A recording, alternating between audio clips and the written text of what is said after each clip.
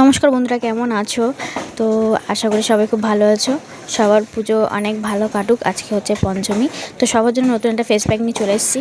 এখানে আছে মুসুর ডাল। মুসুর ডালটা আমি 1 ঘন্টা আগে ভিজিয়ে রেখে দিয়েছিলাম। এটা ভিজিয়ে তুমি রোদে শুকিয়েও গুঁড়ো করে নিতে পারবে, এরকম প্রয়োজন পড়ে না।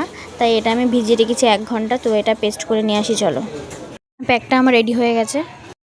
মুখটা এটা মাখার আগে মুখ নর্মাল জল দিয়ে তোমরা ধুতে পারো বা ফেস ওয়াশ করে নিতে পারো।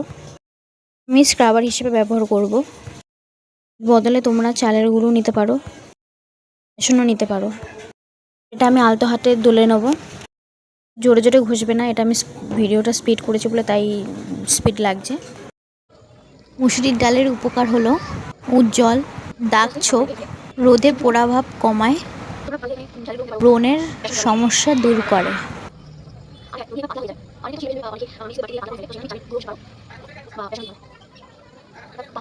তো এটাকে ভালো করে ম্যাসাজ করার পর এইবার এটাকে ধুয়ে নেব।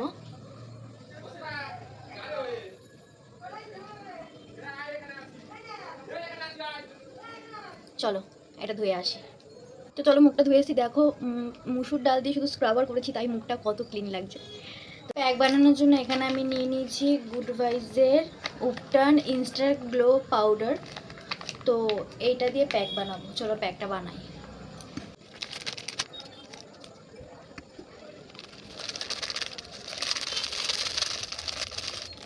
পরিমাণ মতন পাউডারটা নিয়ে নিয়েছি। এইবার নিয়ে নেবো যে ডালটা আমি বেটে রেখেছিলাম, সেই ডালটা নিয়ে নেবো। আর এতে কিচ্ছু মেশাবো না। এতে ডালের বদলে তোমরা কাঁচা দুধও দিতে পারো, গোলাপ জল দিতে পারো বা অ্যালোভেরা দিতে পারো। চলো প্যাকটা বানানো হয়ে গেছে, আমি স্কিনে লাগিয়ে ফেলি।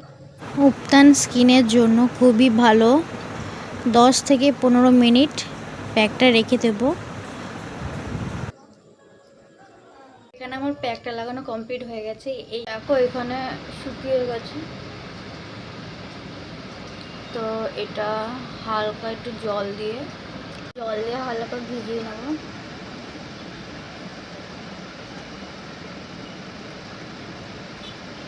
পুরো মুখটা ভিজিয়ে নিয়েছি আমি। এবার হালকা একটু মুখে ম্যাসাজ করে নিয়ে ধুয়ে ফেলবো। তো চলো।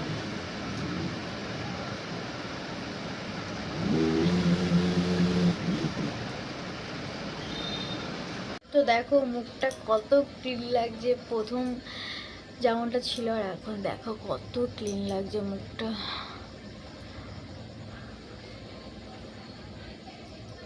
দেখো